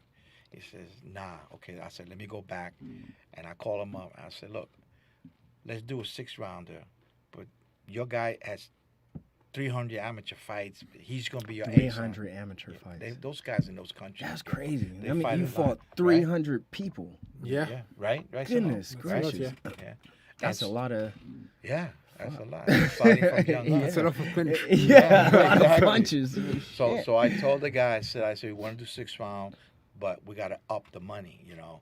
I said, we do 6 rounds for $7,000, $6,000, let's say. He said, "Okay, let me talk to the man." He goes talk to the man. He said, "Okay, we'll take the fight 6 rounds." I go to my guy. "Hey, $6,000, $6,000. I think that's good. You're gonna be fighting on the undercard of Canelo." You know what he said? He said, "Nah, I don't want to fight." I was like, "Wait a minute, man. Why? I hate to say this, but some people that are 10-0, they want to stay 10-0. They don't want to get the politics. It's the politics in the record, right? Yeah. So I'm like, okay, well, but I feel like this: if I'm 10-0, if Ice is 10-0, and you come to me for this fight, I'm gonna take it. Yeah. You know what I mean? Yeah. Not because of the 6,000. It's because I'm fighting under the undercard of Canelo and the T-Mobile Arena. Right. This is an opportunity for me. So let's say I go in there, I'm fighting him, right? And let's say he wins at the decision, but I put on a great fight. Right. Guess what's Now, gonna happen? Eyes are on you. You got it. Eyes are on you. You got it. See, people They are gonna not call me smart back. businessmen, Yes. and that's dope. You got a smart businessman in your corner, because that's the biggest part too of boxing is business. Yeah. If your business is not right, That's right. yeah. You gotta have somebody that knows the sport, man. Right. And what happens is that some of these guys, they get people that don't know the sport, like some of us, like I do, others do. You know what I mean? And so we didn't take the fight, and I was like, okay, well, I won't mess with you no more. That's it. I'm out. Right. But that's boxing for you. You know, Right. that's boxing. You said the key word, man. It's politics. Yeah. There's a lot of politics in the sport. Boxing's not regulated. That's another thing. So boxing is, you got you got WBA. You got there's a IBF, lot of WBC. Yeah, I noticed that. There's right? a lot of WBO. different. They got a whole bunch of different ones, man. Yeah. And you know, sometimes you have like, you know, you got PBC and you got this other organization, and it's tough to get people to fight each other. It can happen, but it's tough. Do you feel like boxing now is more like entertainment versus like people really just loving the sport? Like But just do you it's think, Simone? entertainment. You Yeah. know, it's entertainment. Like even back in the day, if you saw the Yeah. fight, that wasn't It- even if like the champ they were fighting together. You know, Yeah. like sometimes because they were one belt, it's still entertainment. yeah. You know, Well, when I say that, I mean like I feel like back in the day, if somebody wanted to fight you, hey, let's go. There's no beating around the bush. There's no like like for example, Muhammad Ali and Frazier, right? Like he want to fight, we gonna fight. It is what it is. About me proving that I'm the best. It's not about how much money. All the because right now I feel like it's just more about the money the thing is, versus me showing that I'm one of the Yeah. best pound for pound fighters in this sport. You know. yes, yeah, you know, like now it's like the money is important, but I think it's true is because since you know we're in a different era. You know, you have the back in the day, all these champions, they fight each other, and they have to work now. You know, Yeah. and you have this guy, they don't fight each other, but they make the money for their family. So what's your choice? Right. You know, it's like what you gonna choose? You want to fight everybody? You want to be the champion, but now you have an handicap. You talking slow, and you have to work for your life, or you choose your fight. You have people talking behind their TV and all say, "Ah, he didn't fight this guy. Yeah, this guy is not a real champion." But your health is good, your family are good, you know, and you have. So, I think it's like people they start to understand too part of the business, and they start to understand, like you say, it's a business. You have to protect your business too, Yeah. you know, and you have to make the good choice. So, yes, it's harder to fight, but it's too is because some. I think some people they're looking for the money too early, you know, because you have to prove yourself. You have to be someone to get the Pay your money. dues. Exactly. Yeah. But you have to get your money when you can get it, because when you see all these back in the day champion, you put their name on YouTube and look the last video, and see if you want to look like them. You know. Right. Yeah. What do you choose, you know? Do you prefer be a champion and you don't have your health and it's hard for your life? Or but people gonna say, yeah, but this guy was a champion. Look, we love Muhammad Ali. Where is he? Right. Why is like Good that? point. You know? Why? Good point. He fight for the people they love him. He's good. Nobody was there for him when he was died. Right. They put on the social media RIP. Hey, come on, you know. I prefer be on my home. You talk, you talk shit of me, be on your computer. Yeah. But I'm good with my family because that's the people that's important for me. So I think some people they understand that too, and they understand that you have to make a fight for the fan, but you have to make sure it's good for you too, and make the good choice. And that's what kill a little bit boxing, but that's what make the people at the top of the line on boxing, wealthy. Right. That's is a between of Yeah. thing. You see, back in the day, you had categories. You had the first 10, right? You had the champion, and then you had 1, 2, 3, 4, 5, 7, 8, 10. You had light heavyweight, 1, 2, 3, 4, 10. In this category, you have Lamor, Simon, Ice, whatever in here. The champion then fights this category. From top to bottom, it goes 10, 9, 8, 7. That's the way it was back in the day. See what I'm saying? So it was more of, like you just said earlier, it was more like, it was entertainment, but it was more like, hey, I'm ranked number 9 on this list. I want to win this challenge. I want to beat Muhammad. You know what I'm saying? And there's a certain amount of, or certain select people you had to beat. You have to go through them. Yeah, in order exactly. That's the way it was back in the day. Now it's more if you can handpick. Exactly. Oh, how much you paying? All right, There we'll go ahead and go. take that fight. Like so. That's yeah, it. I get what you're saying. That's the way it is. But today is, also today you got to build a fan base. You got to have a fan base. If you got a fan base, you're gonna get in. If you don't got a fan base, you still gonna get in, but it's not gonna be like Canelo got these fan base. Miguel Cotto had a fan base. You know what I mean? Today it's like that. You know, back then it was more like, oh, I'm going to the fights, because Jose Torres is fighting against Dick Tiger. You know what I mean? That's the way it was back then. Yeah. And I remember that fight, by the way.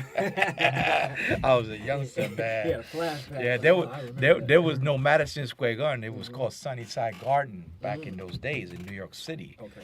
And that was the big fight between them two. And boy, it was something. And I sat there. I was with my dad. We went to see this fight.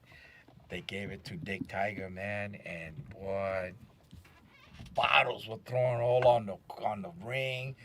There was a fight breaking out. It was that's it was back in the day. Yeah, they not doing that now. No, not now. No. You have to go in the crowd and start fighting people. Like, shit, you ain't They do it in football though, man. It's Yeah, crazy. yeah. Football, Well, I've learned a lot about you guys and about, especially about the sport of boxing. You have a lot of information, but I do see you, doing a whole lot in the future of boxing. And Thank you. congrats to you, and congrats to you also. And I wish nothing but the best for you. And I appreciate. like I said, I didn't see you hit that bag, man, and I hate to be that bag. somebody told me I was interviewed a couple of years ago back home, and one guy comes to me and he says, "Hey, I know you work out at King's Gym, and can you tell me who do you remember at that gym that hit the bag really hard?" So I had to think about it. Oh, George Foreman. I used to watch George Foreman hit the bag. He was a monster. He was a monster. Yeah. And you know how he would do is that I was teaching him that you had his feet parallel, right? And he would come and he would twerk his body this way, and then bam. Yeah. Then he would turn this way. Because Bam. you're using all leg and hip. Exactly. Yeah. It's not this. You're No. using, and this the strongest muscle on the body. Yeah. That's it. Yeah. That's it. And that's how Simone, when he goes to the body, he comes in, throw that right hand. As he's throwing the right hand, he's stepping forward to get his legs parallel. At that moment, he's right there because he's already strong already. He's there with this, and he's bam, come over the top of the body and all that, and then come this way because his feet are planted on the ground. You see what I'm saying? And that's where the power comes. What you say, from here to the hips, and then from the shoulders. And somebody like that, Well, knock him with out. me, we're gonna do a sparring match. I'll make sure I'll edit all the times I get punched out. And shit, Yeah. So, Make sure we get live. Make sure we get live, okay? That's what I want to make sure. That's it. I'll make sure I film that one. you don't become better unless you fight. The best. Whatever it is that you do. Don't matter what it is in life. You learn from someone who's better than you. Oh yeah. Definitely. Yeah. Without a doubt. Yeah. But yeah, thank you guys for being on the show. Thank you. As everybody know, Lamor's Fitness and Finance. So if you need help with fitness, I have my book on Amazon, Train Like a Lion, How to Train Like a Beast and Eat Like a God. So if you're new to working out, you don't know where to start, this is a good book for you to start with. It has, all the science behind different body types, what you should eat, different tips on how to work out, because you'll be surprised. A lot of people don't know about working out or about fitness at all. And if you're looking to get your credit right, we have another book, Hidden Secrets, Big Shot Credit Repair, What the Credit Bureaus Do Not Want You to Know. A lot of people also don't know about credit. So as we know, America is based on credit. So if you want to learn how to maintain and get your credit right, go ahead and check this out. It's also on Amazon. But, like I said, if your body is right, your finances is right, nobody can tell you shit, okay? But... May I ask something? Yeah. When I saw your shirt that said about the credit, right? One of the things that and I'm glad you're teaching that, man, because that's very important. Oh yeah. Credit is so important. When sometimes in my job, I go outside and I mentor, and I have a degree in marketing and economics. Oh. And I will go to the schools, especially to the black and brown communities, to teach them about what you're doing, the credit. So what are some tips that you would give someone who knows nothing about credit? Well, the first thing they got to remember in terms of credit is understanding how the credit works. You know, they have to understand how credit works. How do I start getting credit? Well, you start by getting yourself a minor credit card. It could be J.C. Penney. It could be Macy's. You see, from that point, you have to learn what are you making your payments. And what happens with a lot of people, young people, is that when the payment says $35, right, they pay $35. But you don't understand that at that point, All that is interest is building there up you on go. that. It's you know not what I even mean? going towards the principal. Exactly. You're gonna be paying that for years. Exactly. No, you're absolutely right. And that's what happens. And when that happens, you know, you're not paying it, your credit starts to come down, and then it starts going to collection. And, you know, and it's sad to say that, you know, we as people of color have to make sure that our credit is high. I had a friend who was a car dealer, right? And I used to go visit him in back home. And we sit down and we're talking like you and I are, right? And all of a sudden he sees a Latino African American. It's sad and it bothers me. He will get up, run over there, right, to attend them. He'll come back and I say, why you rushed over there, man? He said, I'm sorry, but I got to tell you, the reason I go to them is because they have low credit score, you know, and that right there feeds me, because when you got low credit score, your interest is 25%. Yes. You know what I mean? Yeah. So for him, it's a win-win for him, and he doesn't like to do it, but you know he has to sell cars and he has to make money, and it's a business, right?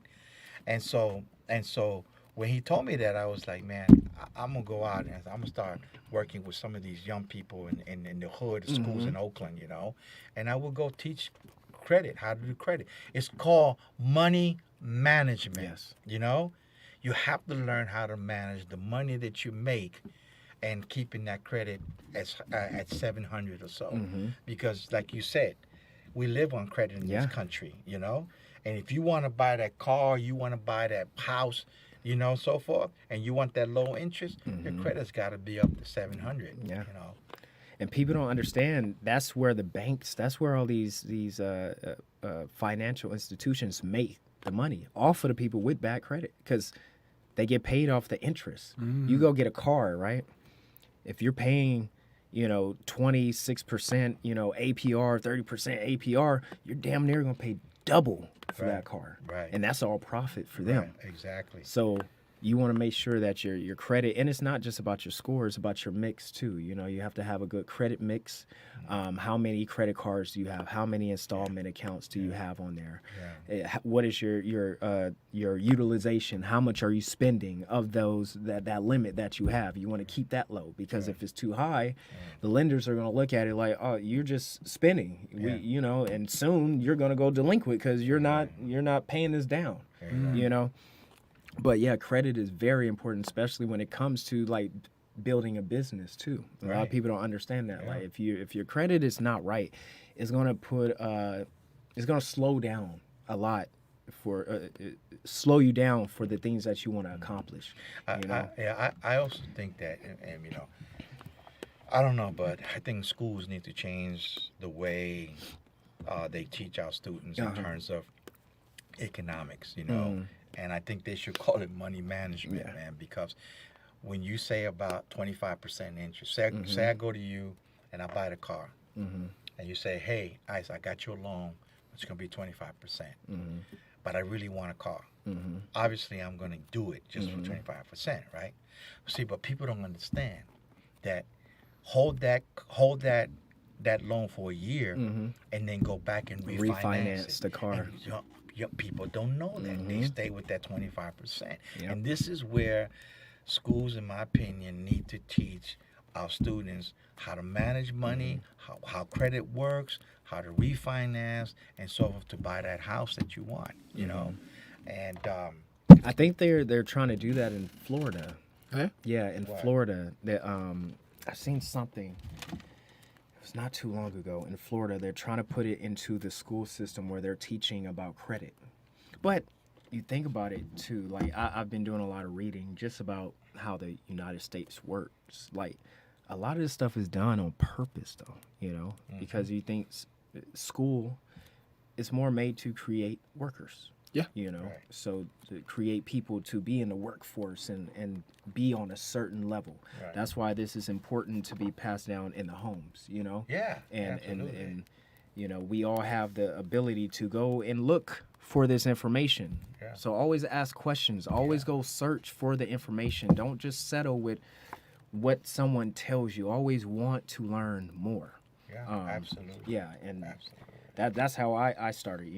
I didn't always have good credit. No one taught me about it. See, that's the thing. So I say, you know what? I'm gonna. Well, what actually happened was I had paid someone to work on my credit, and they took my money and just like vanished.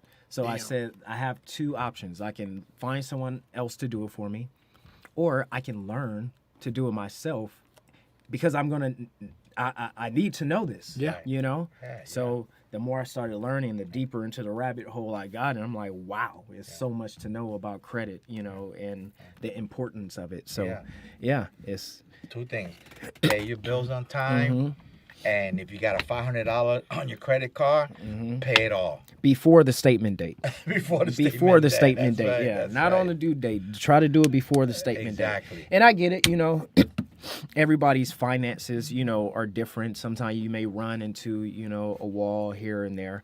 And if you have to do the minimum payment, do it, because that's better than missing a payment and then your score dropping 60 to the 80 points from, from no payment, Exactly. But yeah. Yeah. How does credit? Is it the same way in France? We don't have that at all. No. No. Really? Yeah. Yeah, I learned that here, but yeah, we don't have the credit score, everything like that is not existing in France. Well, the credit score here is not mandatory by law. It's just something that they call them credit bureaus, but they're actually consumer reporting agencies. It's just something that they've made up and started a trend, and it's all about money. They get money. They're just housing places for information. Yeah. That's it. That's all they are. But people don't know the truths in this, and they give them all this power, and they run with it. But yeah. I'm laughing because the credit and banks took the idea way back in the old days. See, in the old days, my mother would go to the store, neighborhood store, and shop. And the owner of the store will give her credit. Credit meaning that she'll write on the book what she needs, right? And then she will then pay him 2 weeks later. When she gets paid, she'll pay him. That's how credit was back in the day. Right. You see what I'm saying? And so I guess banks saw that and say, hey, wait a minute, there's an idea here. Let's start doing now plastic credit cards, And they put interest on it, though, And they because put that wasn't interest on originally. It was more like, hey, I don't have this, but this is what I'll bring next week, and you just bring what it is that you owed. But these companies these corporations want to capitalize off of people who don't know. Exactly. And they're winning, Exactly. But they'll only win if you allow them to win. you allow them, that's The more you educate yourself, the more you know, the more power you have. That's right.